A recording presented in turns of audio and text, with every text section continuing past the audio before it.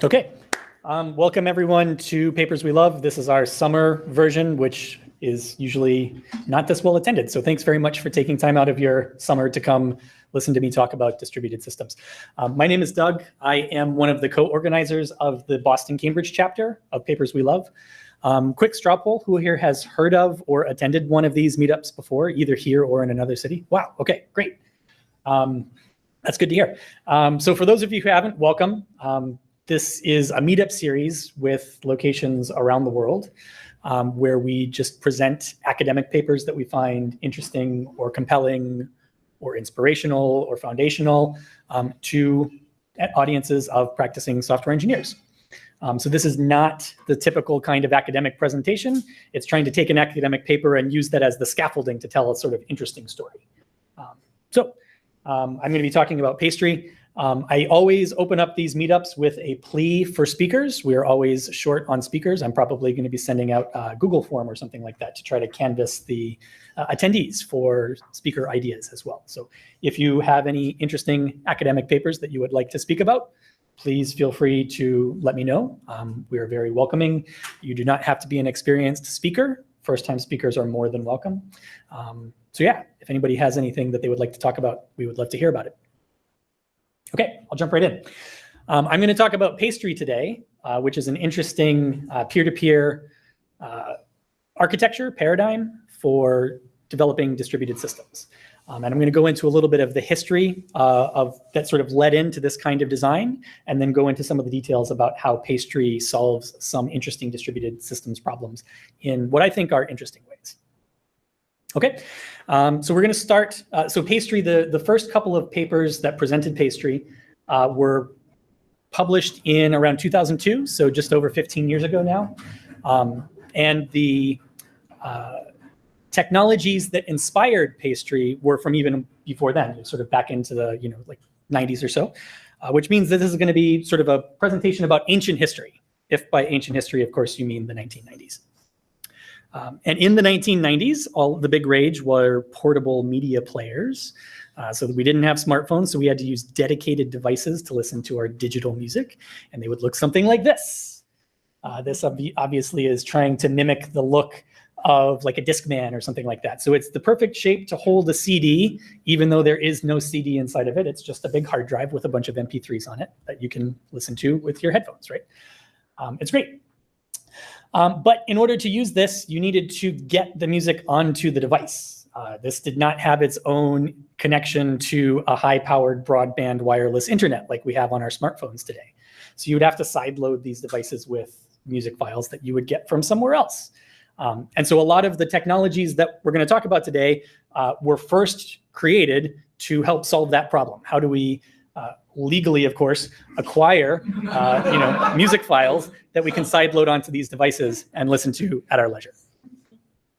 Okay, so there's going to be a lot of hand-drawn diagrams in this presentation. So if they're too hard to read, I definitely apologize. But I think this is a great way to go through this kind of stuff.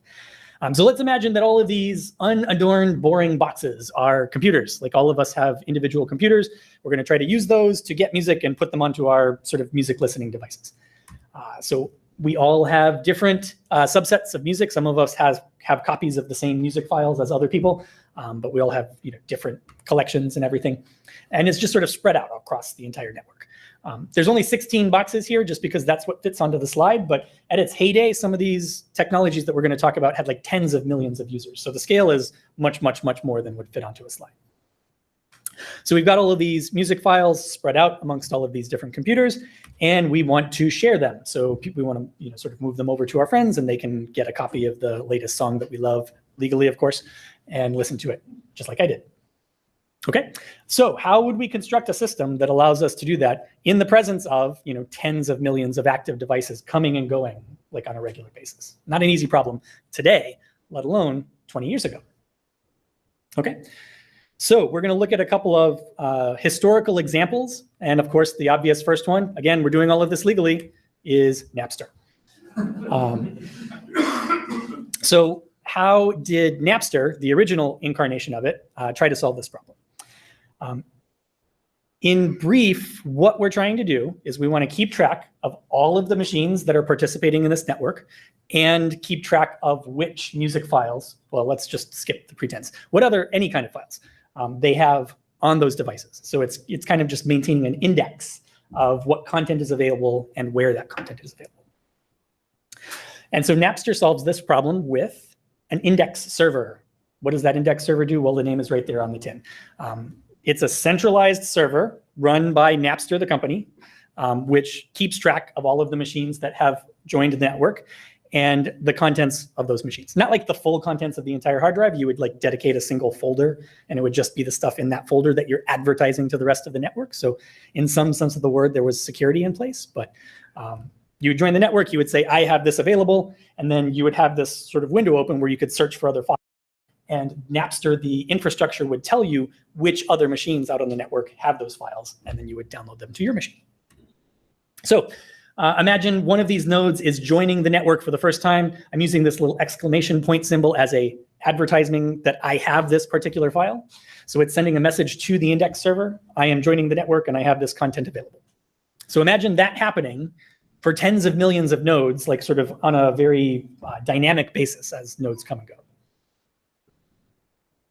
That another machine slightly around the circle could, I'm using the question mark there to say that I'm asking for this song. It will ask the index server, which machines out there on the network have this song that I'm interested available? And the index server will reply, hopefully that's legible. Some of those nodes turned pink. These 4 nodes happen to have a copy of that song. And so the computer up there, which is sending out the original request, will choose one of those 4, and it will send a request saying, I would like a copy of that file.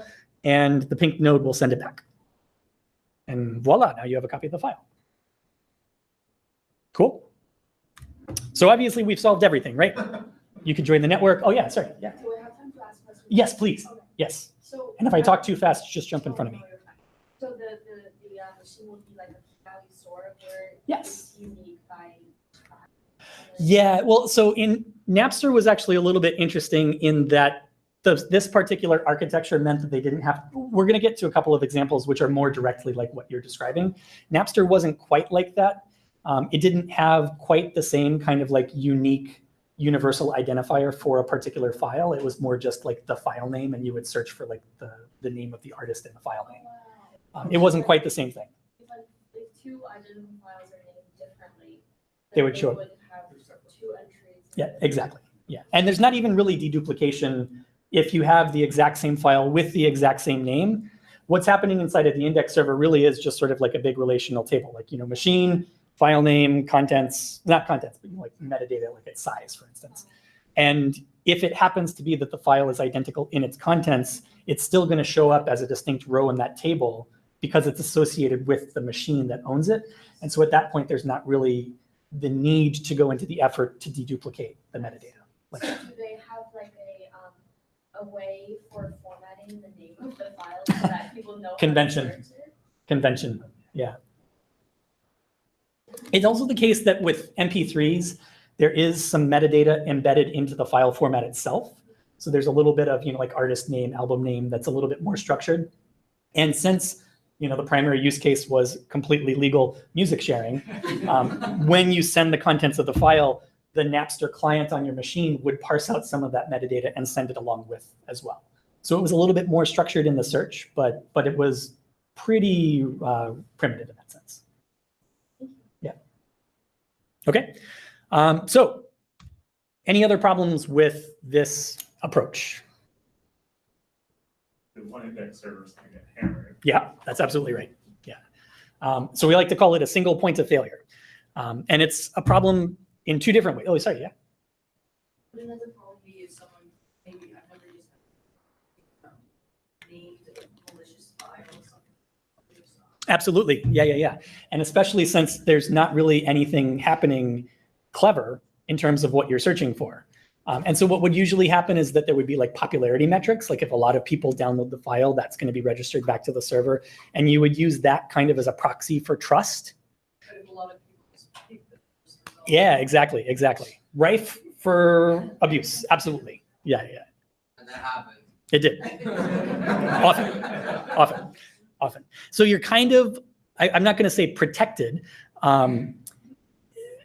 Actually, I'm not even going to make this claim. I was about to make the claim that because it's supposedly a music file, there's not any executable code inside of it. And so surely your computer would not try to execute the contents of a music file. But now I'm thinking back to what sort of like 90s era Windows machines did in that kind of situation.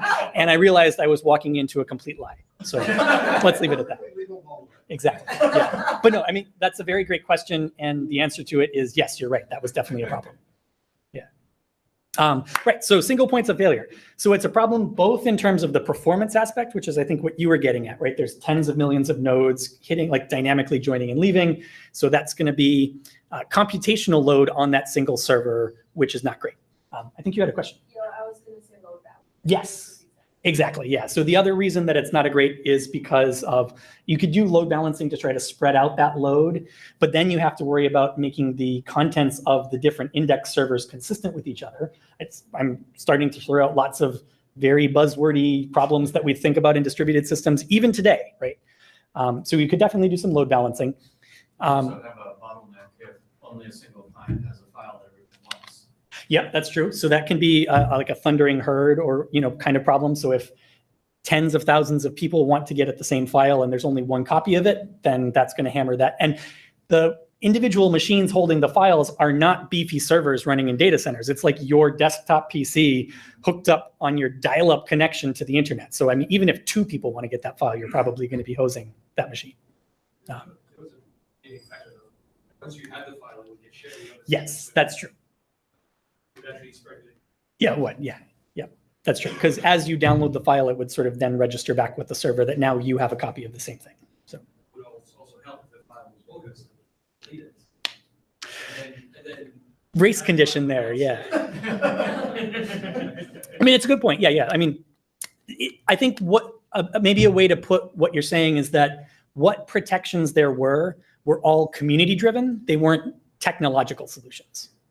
Right. So yeah, there's definitely ways that you can get around those problems in interesting ways, but it relies on either the goodwill of the participants or the speed of the good-willed participants being faster than the speed of the malicious participants. Okay, so a number of problems. So let's move on to the next interesting architecture, BitTorrent. I think BitTorrent, I might be getting the history wrong. I think it started up after Napster had its legal troubles. So I think it was partly a legal successor, not in terms of actually legal ownership or anything like that, but it was a response to some of the legal concerns that Napster encountered, not just the technological concerns that it encountered. So here is a picture of the Napster world where an index server has sort of replied to the node up in black that these nodes in pink have a copy of the file. What is BitTorrent going to do differently? So we said the index server is bad because it's a single point of failure. BitTorrent is going to take that and replace it with a bunch of different trackers. And what's interesting about these trackers, they're serving the same purpose that the index server did. They're keeping track of which nodes are participating in the network and which files they have copies of. But each individual file that is being shared on the network is associated with a different tracker. So one file is still a single point of failure in the sense that there's one machine that's keeping track of who has copies of that one file. But if you look at all of the files that are shared across the network, those are spread out across multiple trackers. And so there's a little bit of a mitigation against single points of failure there. sharded. The file was sharded? The tracker. Yeah, exactly. The tracker was sharded. It was sharded based on the file identity. Yeah. And what's also interesting is that the trackers were not run by BitTorrent, the organization. So the index server was shared infrastructure that Napster itself was running, whereas this tracker was some open source software that anyone could spin up and run wherever they wanted to. And it was not dependent on any centralized infrastructure being run by BitTorrent, the company. BitTorrent, the company, just authored the software and made it available for download. Okay. What was BitTorrent, the company's business model? So they would, so there were legitimate uses for BitTorrent that are still in use today, right? It's actually really good for distributing perfectly legitimate files, not sarcastically that time, in efficient ways. And so like before we had quite the same kind of broadband connections, you would use that to like distribute ISOs for a Linux distribution, for instance. And they would sell like sort of the consulting services and the managed infrastructure for companies to do that. I used BitTorrent once to download legal content. Yeah, exactly. Yeah, there's dozens of us, right? Okay, so what I thought, oh, sorry, yeah, go ahead. Is there an incentive structure for running a tracker?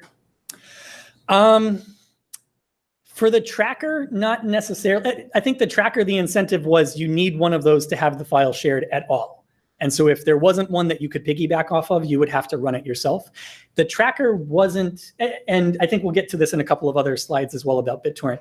The tracker was keeping track of, well, I'll just go ahead and jump to the next one. The tracker was keeping track of which nodes have the content, but it wasn't exclusively doing that. The nodes themselves could share some of that information. So it wasn't quite as heavy a load on the tracker as in the Napster case. And especially because you could spin up as many of these as you wanted, right? There could be tens of thousands or hundreds of thousands of these trackers up and running at any given point in time. So any individual tracker isn't having quite as much load put on it like was in the Napster case. So the incentive was, it's not really that big of a deal, so just do it. Yeah, but like monetary incentive. Not really. Not that I know of. Yeah. Yeah. Like again, like completely legitimate. There's not really a lot of paths in this system for money to flow to reimburse people for, you know, maintaining this infrastructure.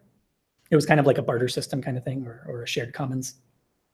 Anyways, what I thought you were getting at when you said that all of this was sharded is, interestingly, the files themselves are sharded. So in the Napster case, you would find one machine that you wanted to connect to, and you would say, hey, send me this file. And like, MP3s aren't huge these days, but back then when you're doing this over like a 56K modem and you have to download like a 10 megabyte file, it's going to take a really long time. And you're saturating both your download bandwidth and the other person's upload bandwidth in order to make that transmission. So what BitTorrent did is it takes that file and it divides it up into chunks. And each one of those chunks is individually and independently sent to the requester. And you can do that in parallel. So here we've got this file sort of divided up into 4 chunks, and the requester is asking 4 different other nodes out on the network to each send one distinct part of it, all happening in parallel. Is the reason that parallelism helps you because you usually have more download bandwidth than other people have upload bandwidth? Exactly. Yep. And so you get to saturate your download bandwidth while either in the case that it's asymmetric, which was very, very often the case, you know, like you're not bottlenecked by them, but it also means that that person could share that upload bandwidth across a couple of different downloaders while not artificially limiting the download rate for any of those downloaders. Yeah. Cool. Okay, so we've got a lot of interesting additions, improvements that BitTorrent made to the Napster model. So clearly we've solved everything, right? What kind of problems are there here?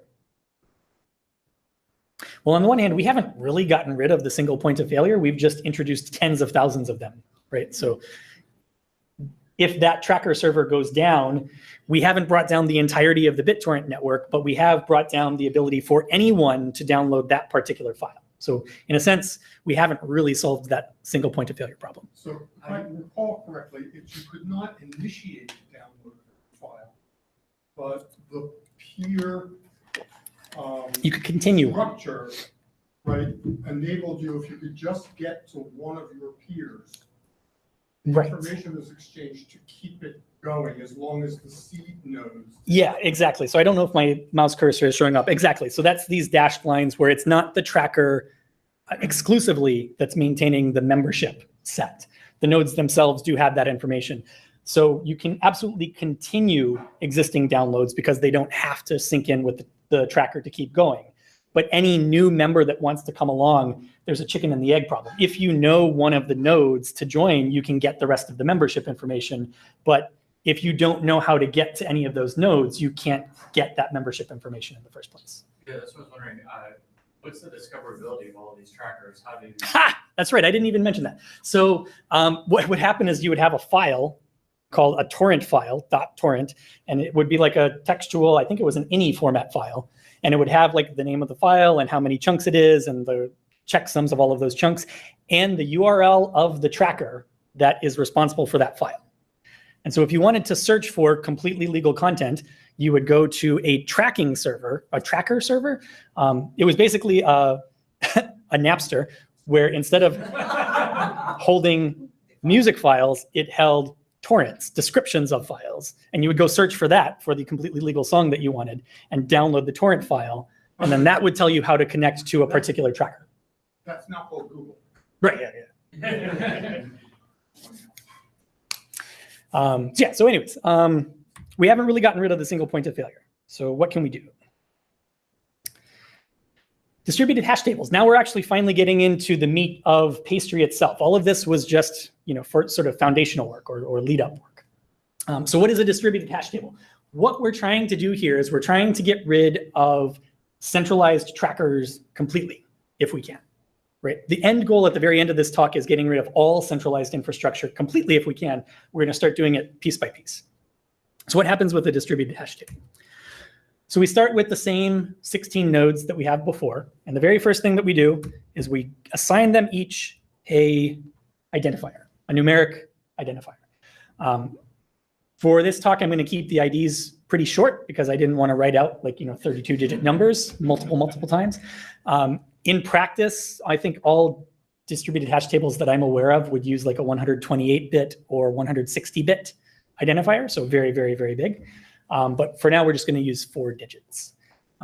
Someone need to assign those out? That's a great question. That's a great question. There are entire papers written just about whether and how to assign identifiers to nodes. The only important restriction is that as much as possible, they need to be spread out evenly.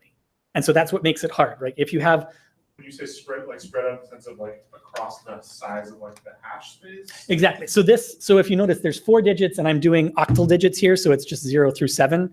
So as much, there's a finite ring here that you can fit the nodes into. And if you were to actually do it, sort of to scale, you would want them to be spread out as evenly as possible. So uniform in the sense of a hash table. And there's different ways you can do that, right? So you can use a hash function that you just hope does the right thing. You can assign the identifiers randomly and hope that your random number generator does the right thing. You can assign them centrally and sort of enforce that property. And so that's why there's entire subsections of this research just about how to solve that problem. Not in a computer science sense of the word, but in an administrative sense of the word. Okay, so we've assigned identifiers to all of these nodes on the network. Right? And they have to be distinct and they have to be spread out as much as we can. The other thing is that we're going to assign identifiers to the content that we're trying to store. And importantly, it's going to be the exact same identifier space. It's not going to be that they happen to look the same. It's they're actually there's a single set of numbers and we're drawing out of that set of numbers to assign IDs both to the content and to the machines themselves. Typically, what we're going to do here is we're going to use a hash function. So we're going to take the content of the file that we want to store and run it through a hash algorithm like MP5 or SHA-1 or something like that, and chop off bits if we need to fit it into the right format. But that gives us an identifier for the file itself. And what's important about the way that we did that is that we didn't have to contact any centralized server to figure out the identifier for a file. We had the file itself. We could run it through a deterministic algorithm, and that gives us the ID. And every single node on the network can do that without talking to anybody else and get exactly the same result, which is a really, really important feature. If I'm looking for a specific song, I don't know that. You have to go to that torrent tracker, and instead of giving you a torrent file, it gives you the big number of the file you want to download. Yeah. Why is it important that they? That's a fantastic question. The reason that they share the reason that it's important is that gives you a very easy way to figure out which of the nodes on the network is responsible for a particular file. It's the node that has the ID that is closest to the ID of the file. And so that's why the shared ID space is integral to all of this working. You look unconvinced. I mean, you can still have that property if you don't share. It's poetic license, right? Yeah, I mean, the fact that we're doing this is what makes it the same ID space. Yeah. But anyway, and this is again something that is not a centralized decision process, right? If you happen to know the set of nodes on the network, that's going to be a whole can of worms that we're about to get into. But if you have the file, you can get the ID of the file. And if you can get the ID of the file, you can deterministically figure out which node is responsible for the file. Okay. What's happening here, though, we still haven't quite gotten rid of the tracker. So what's happening here is that node 2153 is going to assume the responsibilities of the tracker for this file. It's not that we're storing the file there. It's that node is who is keeping track of who has copies of the file. So we haven't quite gotten rid of the tracker, even though that's what we're aiming for. Okay, so now another node somewhere else on the network has gone to this sort of centralized service and found out that, this, Britney Spears song has ID 2157, so I want to go download it. So it has to somehow send a message into the network saying, I would like song number 2557, and the distributed hash table has to somehow make it happen that message makes it to the right place without any centralized infrastructure directing that actively. Right? Every single node that's participating in this transmission has to make a purely local decision about how to send the message to somewhere else, and eventually it should end up at the right place in as few steps as possible. Okay, go.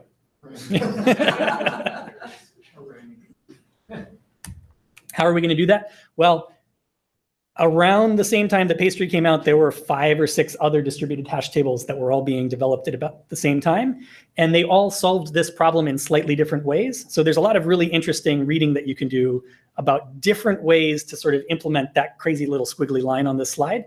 We're only going to talk about one of them today, but you definitely should go look at the others. There's like Tapestry and Cord and Kademlia and Can, and there's a whole bunch of others. If you do the Wikipedia page for distributed hash table, you'll see a pretty exhaustive list if you want to drill down to any of the others. But we're going to look at Pastry today. Pastry is one in particular. It came out of Microsoft Research primarily. I think in the meetup page, there's a link to the free Pastry website, which was like an open source Java implementation of all of this from the early 2000s. So it's using like crazy new Java 2 features and stuff like that. But it has a list of all of the publications that you can go look at. And we're only going to delve down into the contents of 2 or 3 of them. But there's a lot of really interesting stuff there because they are building lots of cool techniques on top of the Pastry infrastructure. So how does Pastry do this? Pastry adds 2 interesting things to kind of the hand-wavy description of distributed hash tables that I've described so far that I think are pretty cool, that I want to talk about today. And the first one is proximity. And what do I mean by proximity? I'm talking about the nodes that are participating in the network are close to each other or far apart, like in the real world, right? So either geographically or in terms of how they're connected to each other on the actual internet. And Pastry does some pretty interesting things to make sure that as it sends messages or content through the network, it does so in a way that doesn't make you bounce across the world back and forth a lot, if at all possible. And the way that it does it is very, very cool. And we're going to drill down into that. So again, we've got our network. Every node has an ID. I made a joke earlier in the talk that this was ancient history since we're talking about the 1990s. So let's go ahead and look at ancient Greece and assume that all of those 16 nodes were somehow distributed across the ancient Greek world. So a bunch of them sort of up there around Athens and Sparta, some over here on the island of Rhodes, and some down at the very bottom on Crete. The fact that I chose ancient Greece as my example here is completely irrelevant, and so that's why I'm going to keep harping on it. The important part just is that there's clusters of nodes that are close to each other within a cluster, but then the clusters themselves are very far apart from each other. So if you can communicate within a cluster, you want to do that without bouncing across the Aegean, if you can. Okay. So how do we send this message across the network to its destination? Here's one possible path, and it looks like a pretty good one, right? So generally speaking, you're going to want to do this in log n hops, if you can. And this is log n hops. It jumps very far across, and then it just sort of makes smaller and smaller hops as it gets closer and closer to the destination, which is a good thing. And this is another path. And just sort of looking at it on the ring, it looks kind of equivalent in cost. So how would you know which one is better or not?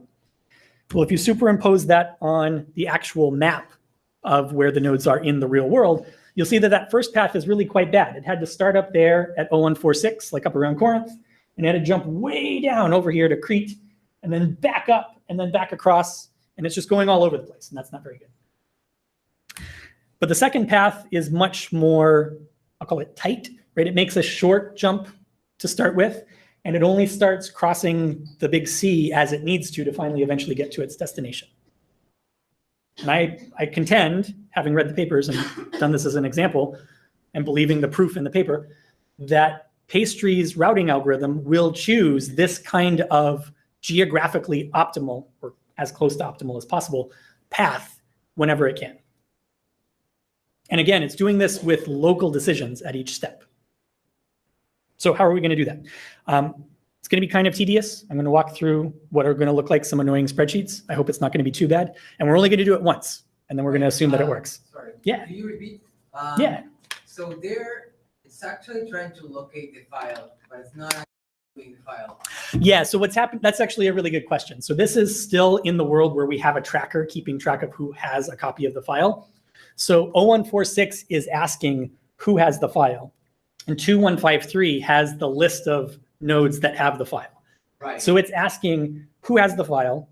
The response is going to come back with a list of nodes. And then after that point, 0146 is going to have to contact one of those and actually get the content. But the thing is that 0146 has a list of nodes, but it doesn't message all the nodes. It messages only 2663 and by chance, or how? So how does he know 2663? Right, so he has a list of nodes, or he has some nodes. Okay, that's what we. Yep, exactly. Yeah. No. That's fine. These leading questions are fantastic because it means that I structured the talk well. Awesome. Yeah, no, that's a very good question. How is 0146 actually going to send that message in a way that I waved my hands and said it happens to get to the right place? Well, waving hands isn't how we write code. How does it actually happen? So every single node is going to have two data structures inside of it. And we're going to look at the first one first. This one is called the routing table. The routing table is going to have one row for every digit in the identifier. And it's going to have one column for every possible value for those digits. So I said that we're doing octal digits, so there's 8 possible values. That's how many columns there are. And the IDs are 4 digits long, so there's 4 rows. So every single node in the network is going to have one of these 8x4 tables inside of it.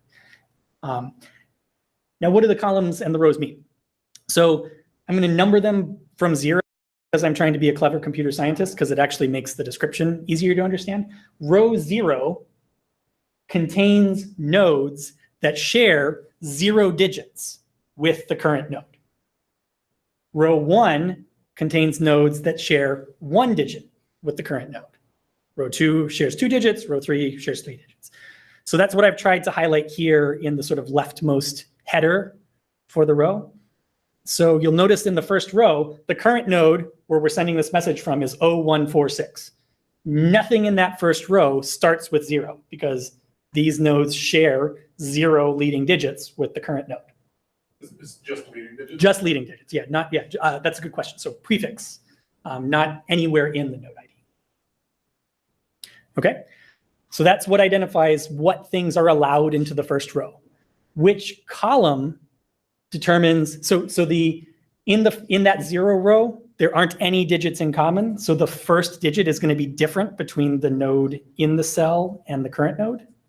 And so the column tells you what is that first digit. So here we have 1664. It's in column 1 because the first digit is 1. 2663, it's in column 2 because the first digit is 2, and so on. Is it possible to have more than one node that should go in one of those cells? That's a fantastic question. Yes, it is. And I'm going to answer that question as I finish going through and tediously explaining all of the other cells in this table. So I think the other ones in the top row make sense, right? 4, 5, 6, that all lines up. Here, this one shares a 0 with the current node, and then the second digit is a 0. So everything in here would have to start with 0, 0. Everything here would have to start with 0, 2. Everything here would have to start with 0, 3. Everything here would have to start with 0, 1, 0, right? Because the first 2 digits have to be the same as the current node, and then that third digit has to match the column. Okay, I've been too tedious for too long, right? Yes, it is absolutely the case that there can be multiple nodes that could fit in here. So the only constraint on this cell, for instance, is that it has to start with a 2. All of the other digits could be anything. And if we go back to our map, there's a lot of nodes in this graph that start with 2. There's 2663, 2301, 2164, 2153. There's a whole bunch of them. How do we choose which one to put there? We choose the one that's closest. That's it. That's the only thing that makes Pastry do the right thing with geographic proximity, is that it breaks ties by choosing the one that's closest. How does it know? So in terms of code implementation, they say, oh, that's an interface. You figure it out however you want. Typically, you would use something like ping time. Pardon? And it has to be stable. I think they also say that. Relatively, like it can't fluctuate wildly. It doesn't have to be like monotonic or anything like that. Typically, you'd use something like ping time. Yeah, because that's a good measure for like how close two things are on the internet. So any given node is only going to have a subset of all the nodes in the system. Exactly. Yep. And that's partly because there might be multiple things that could fit there.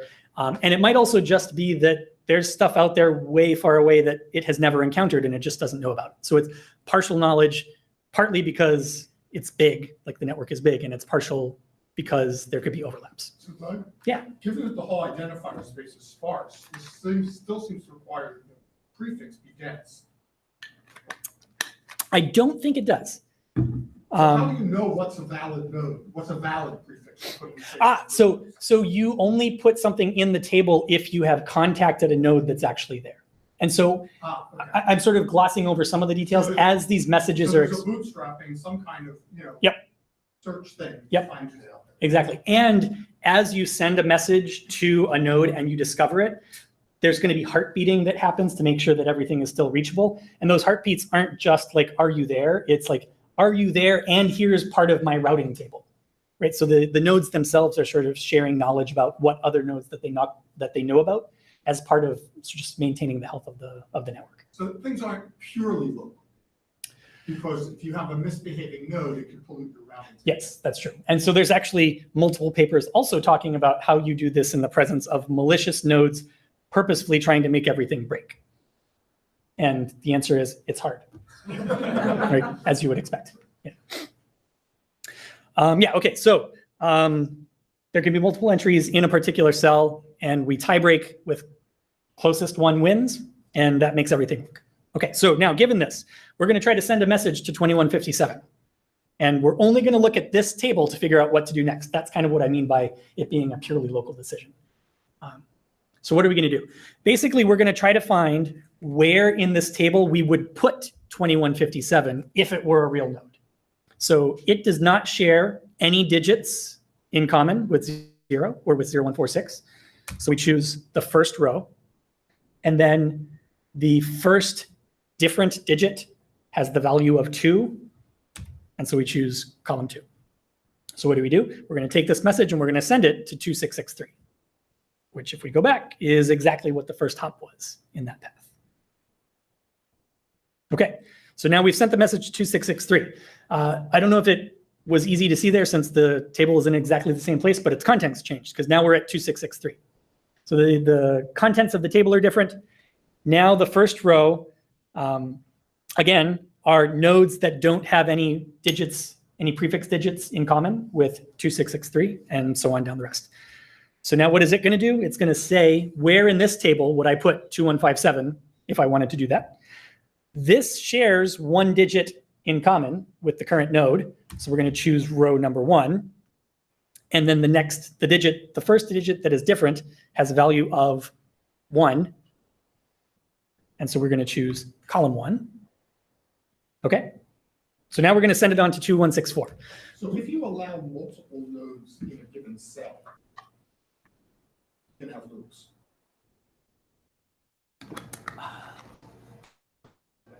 You can have loops, but, and this I would refer you to the paper, there's a proof that you will go to you're guaranteed to go to a different part of the table that would not get you to the loopback.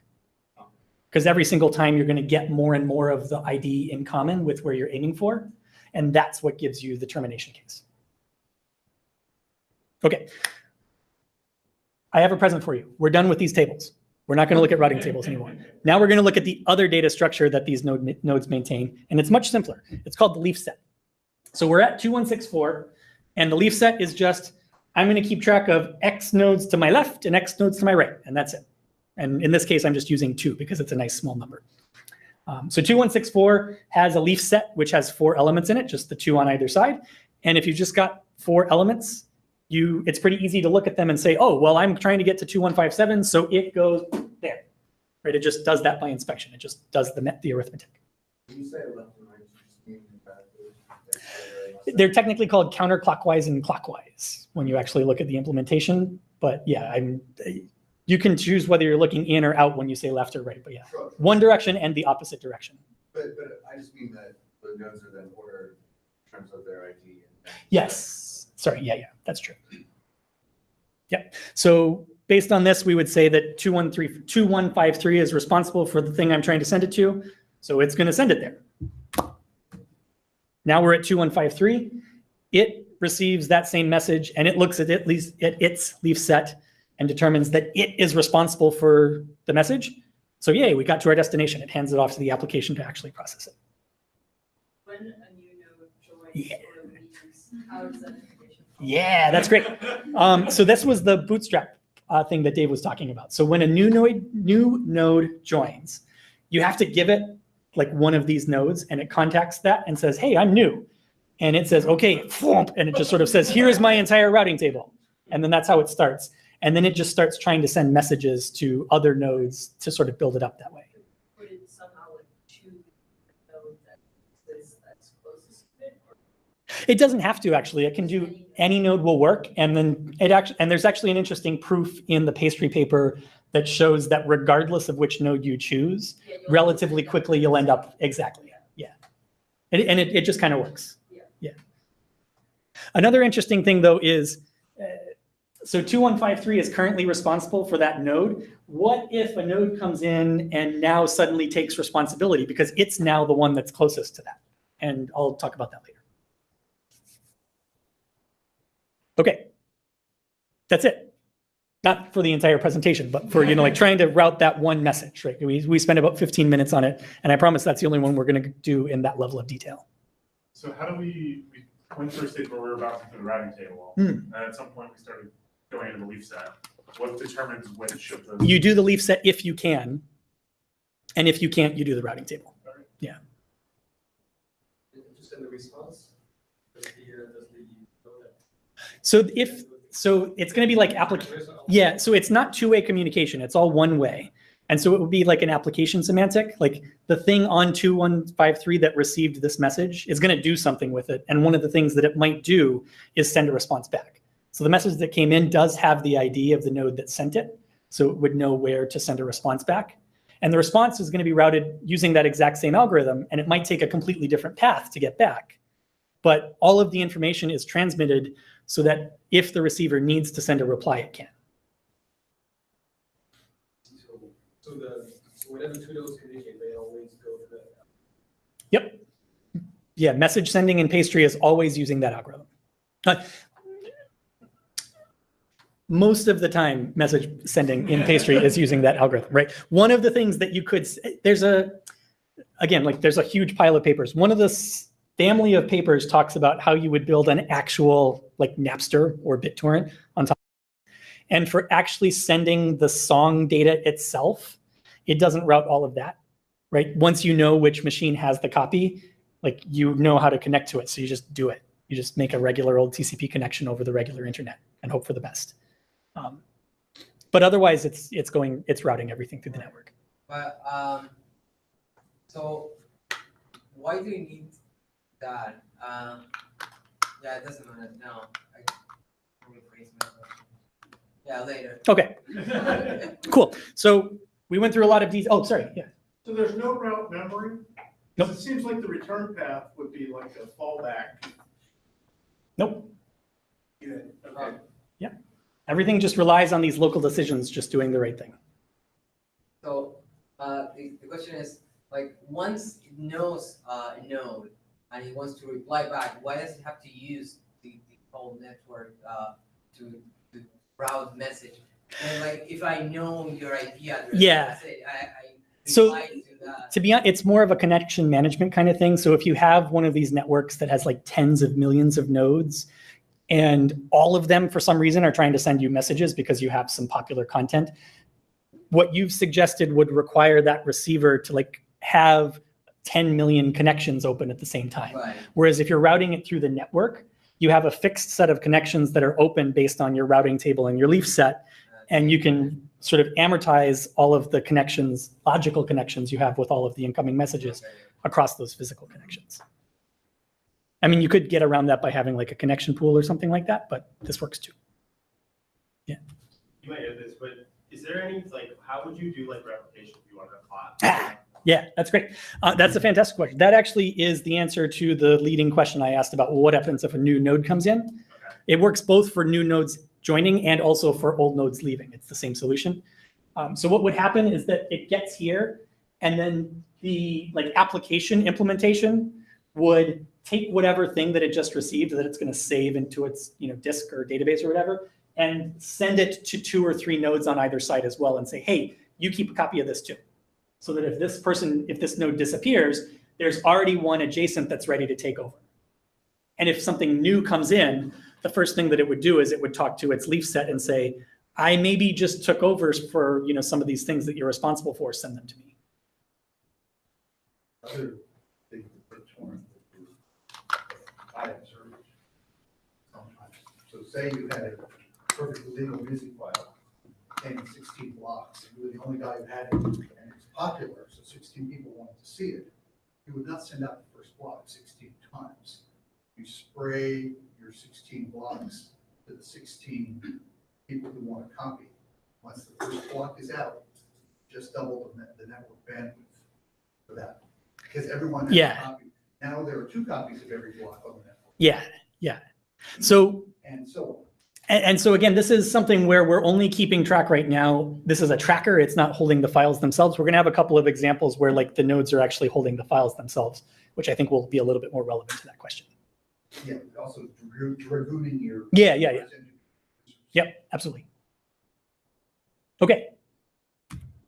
The other cool thing, so we talked about proximity-aware routing, which I think is pretty cool.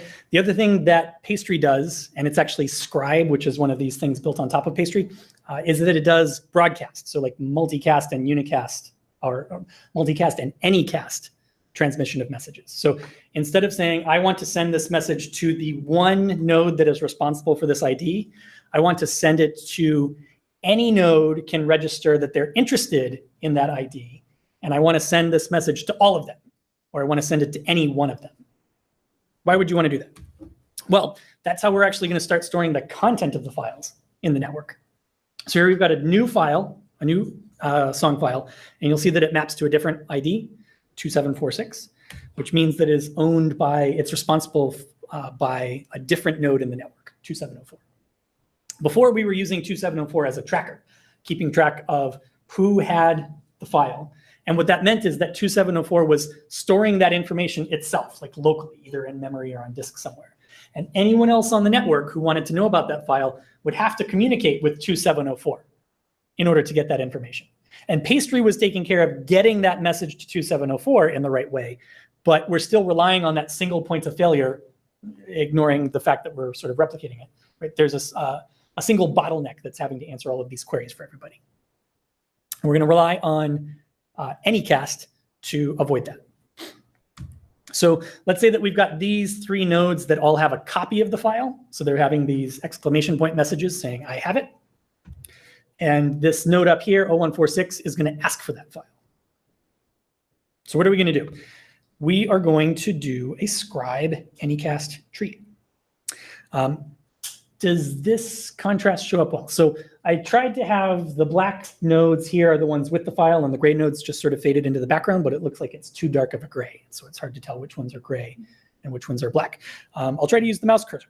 1663, 1523, and 4120 all have a copy of the file. And 2704 is that node that is responsible for the file.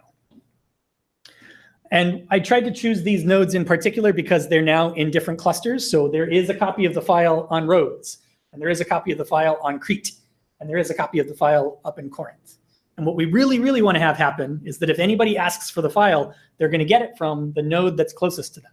They're not going to start sending messages across the Aegean to transfer multi-megabyte files because submarine cables, the technology was not nearly as good as it was, as it is now 3,000 years ago. So we want to avoid that if we can. So like I said, I'm going to skip it. We're not going to actually walk through the actual routing algorithm for each one of these. But what you see here is the path that would have been taken for each one of those 3 holders of the file to send a message to the node that's responsible for the file. This is exactly what would have happened if 2704 was an actual tracker keeping track of the information itself. But we're not going to do that. What's actually happening is that we're leaving breadcrumbs behind us. So each of these pink nodes are involved in the communication as the holders of the content route messages towards the owner of the file. And we've left these breadcrumbs so that any given node knows there is someone who has the file that way. Because there was a message coming in from that direction saying, I have the file. So now 0146 up there is going to start requesting the file, and we're going to start tracing the path that its message takes. It's again going to start sending that message towards 2704, but we're going to cheat a little bit. What Pastry lets you do as you're routing a message is that you can say that a node will intercept the message. It's going to jump in front of the normal routing algorithm, and instead of going through all of those routing tables, you can look at the content of the message and decide to do something else. And Scribe is going to take advantage of that to get some optimization. So the first step is to 2663. Then it jumps over here. And what you'll notice has happened is that we've intersected with that pink tree that all the breadcrumbs were stored in. So the Scribe implementation inside of Pastry is going to notice that it just intersected with the tree, and it's going to jump in front of the freight train and not keep forwarding it on towards its destination. And instead, it's just going to intercept the message and redirect it towards wherever it knows that there are listeners. So it knows that over towards 4120, there's a listener, there's a subscriber. So it's going to send the message that way, and it will now end up at one of the nodes that had a copy of the file. And we never crossed the Aegean. We never ever made it all the way to the actual node responsible for the file, because we were able to take advantage of these breadcrumbs that were there from the previous messages. These all have timeouts, I assume. Yes, and heartbeats and all that kind of stuff. Yeah. At this point, with 4120, then contact the original questions. Sure. Yep. It would send either it would do this, sort of cheat where it just opens up a direct connection and says, here's the file, or it would route the content through the network, and it would rely on the fact that, 0146 is pretty close, and so Pastry is gonna do the right thing, sending that message back, and it's not gonna bounce across the sea a couple of times. So how does that scale?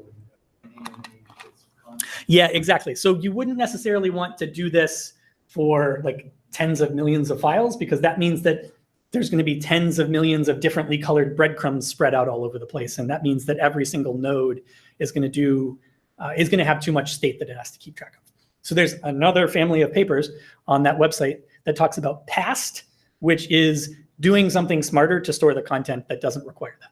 But it still relies on these anycast trees for some of the state management. So in this version, are the pink nodes is just storing like an in-memory hash table? Yep. Like, here's the trace of things that I want to intercept. Yeah, exactly. Yeah. So it says like if somebody sends a message towards 2751, whatever it was, intercept it and send them here instead. We're doing this in 2018. Yes.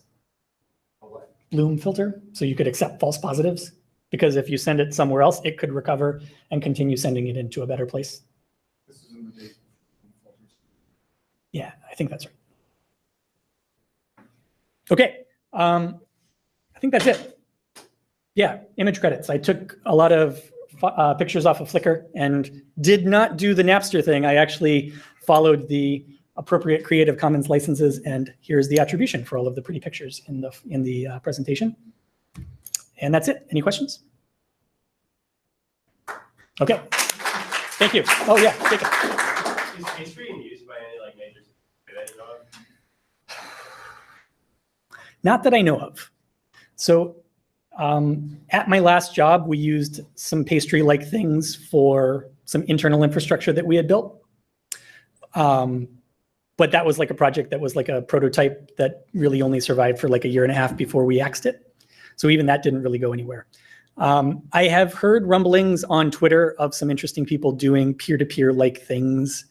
Not necessarily using Pastry in particular, but using technologies very much like it. So like the IP file system or interplanetary file system. Yeah, uses some similar techniques. I don't know if they do the same kind of proximity awareness that Pastry does. They try to achieve the same goal. I don't know if they do it in the same way. So peer-to-peer is definitely in use, and distributed hash tables are definitely in use, but Pastry in particular, I don't think is. Yeah. Anything else? Is BitTorrent still built like that with all the different factors? So it's not. So BitTorrent itself actually adopted a distributed hash table as well, and it's based on Kademlia. And I think, that's, I think, still back in the case where it's doing the tracking information on the DHT. It's not doing the actual file content itself. So you would use the DHT to find who you can contact to download chunks from, but then you would still make direct connections to them to get the chunk data. And that, I think, Dave, you had mentioned how, like, if the tracker goes down, you still can like download the files because the machines themselves are maintaining some of that information. And the DHT is just sort of like building on top of that to even take into account the first connection to any one of those machines. How much worse does all this get in the presence of like node failure or message failure? This doesn't solve CAP, right? So you still have partitions that you have to worry about. And if you get a partition, then what usually ends up happening is you have two overlay nodes that are just going to be doing their own thing. And at some point they'll have to merge back together. And so you still have exactly the same problems where when that merge together still happens, you have to reconcile whatever weird progress has made on either side of the partition. That's still completely in play. In terms of node failures, as long as it's happening like on an individual basis, because like somebody's turning off their laptop or a machine goes down like in a perfectly normal way, that is actually pretty robust. So the routing table itself, you might lose an entry in the sense that, like one of the cells might now refer to a node that no longer exists. And so the next time you try to send a message to it, you won't receive a heartbeat back. And so you'll realize that's dead and you'll evict it from the table.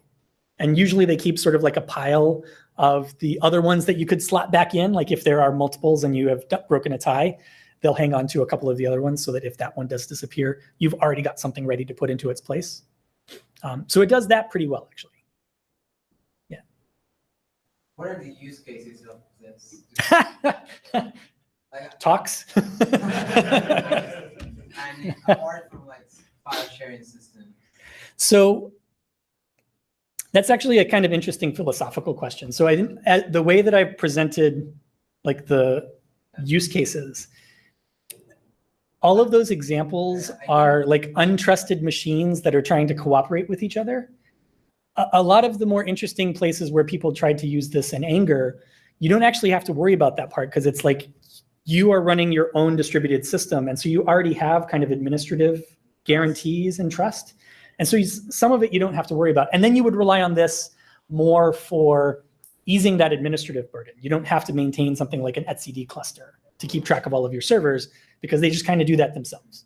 Now, is anybody using this in anger? Not really. Is that because nobody knows about this technique or is it because it doesn't work as well? I don't actually know the answer to that. Right. I guess like my other question is like, why is this ancient history?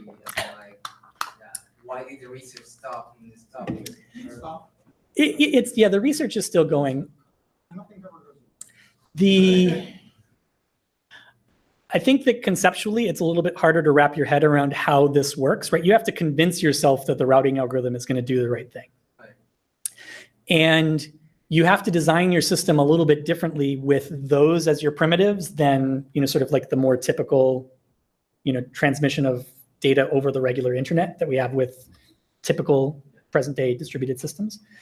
And so part of it is I think that even if you know about these techniques, it's enough different than what you're used to that you start to run into like software engineering problems and not computer science problems. Like, are there enough people that are going to be able to help you debug this system? Are there going to be enough people that you can hire to help you build this system, right? Those are real concerns that you would have to address. And if you're in the situation where you're a centralized organization that already has that trust boundary and you don't have to worry about then you might as well just build a centralized system in some places, right? That sometimes is a perfectly valid solution, right? In the Scribe paper, I did find the example of the multicast system Mm. on this to be a kind of compelling use case, because you don't have to maintain, and you can use standard TCP versus having to do other networking configuration and Yeah. resilient to failures of the path and things like that. So Yeah, and it also, so what you're mentioning there, the multicast, like we talked about, anycast was the example that I showed where you just wanted to get to one of the listeners, but you can also do it where you want to get to all of them. And what's interesting is that the Scribe algorithm does that with the minimal number of total hops to get to everyone. What something like, what's that? It actually solves a Steiner tree problem? Okay, I don't think so. okay, fine, but it's better than a flood. Oh, yeah. Okay. The long distance Yeah, between a okay, flood so- and an optimal Steiner. Yeah, okay, so he's Yeah. correcting my use of the word minimal. Minimal enough. Approximate. Yeah. Close enough to be better than the obviously bad solution, right? But it does, like, what the sort of earliest generation of DHTs would do is, like, if you're searching for something, it's just going to say, blah, I'm going to send that message to everyone I can, and they're going to send it to everyone they can, and it's going to get everywhere, and it's just going to be The messy. reason I reacted to that is Yeah. that there was a scheme that people were proposing that effectively was a multicast system like that, and Okay. it had a stretch of 8, Oh, okay. right? And that was considered, which is way better than flooding. Yeah. But a stretch of 8, just, go away, leave me alone. Yeah, okay, fair enough. Yeah. Anyway, it's, would you build your system using Pastry only so that you can get that particular multicast implementation though? I kind of would if I wanted to just sort of mess around on the side because it would be interesting, but if you would actually want to stake billions of dollars on it, you probably would go with something more tried and tested. Now, there are people who built for really super scalability, like 10 to the 10 to 10 to the 12 Hmm. objects, hierarchical DHTs, like Yeah. Pastry, right? Where Pastry's flat. Yeah. Right, which means, certain things are going to blow up, even with the optimizations of Pastry, if you run flat routing, a single DHT over, more than, say, 10 to the 10th objects. But people want to go to 10, if you wanted every web object to be directly routable, Yeah. right? That's like 10 to the 12th, 10 to the 13th, right? You're not going to do that with one level. So people propose multi-level DHTs to deal Yeah. with that. Yeah. And then you give up some of the proximity stuff because Right. hierarchy holds so on. But you kind of have to at that point. So there've been a few papers in like 2013, 14. Okay. And it's building on Pastry in particular? No, I don't remember which Okay. one they used. It was a hierarchical DHT. Yeah. And, yeah. They also did something funny with the rings. Okay. So that, I remember, instead of just having two-way leaf things, they had various jumps.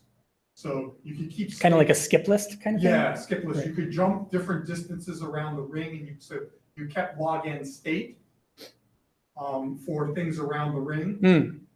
Well, that's kind of you what, could like, jump- the- You could jump long distances around the ring. Yeah. That's kind of what the routing table, like the annoying spreadsheets that we were looking at, are trying to do, right? So, like, conceptually, the reason that they are structured in the way that they are is that the first row lets you jump far across, and then you're now into the next row, which lets you jump a little bit closer, and then you're into the next row, which lets you jump a little bit closer.